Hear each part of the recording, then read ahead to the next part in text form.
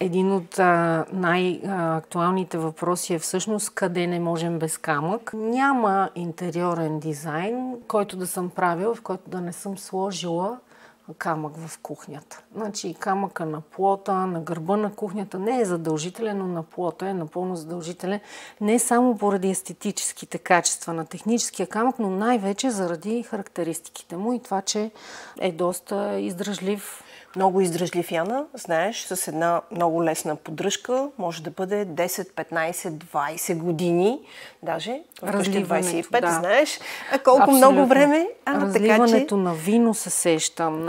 Нали, всичките тук неща, да се случват покрай готвенето. Точно така. И с децата. Обикновено те обичат да помагат много, нали? Да, точно така е. Да.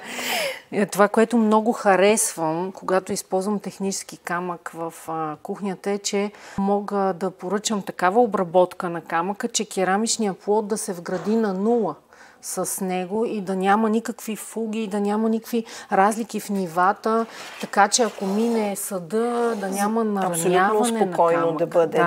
Да. Почистването е по-лесно по този по-лесно, начин. Разбира се, и седи, разбира се, по различен начин. Но някои от плотовете са направени така, че няма шанс за такова вграждане на нула, както му казваме ние.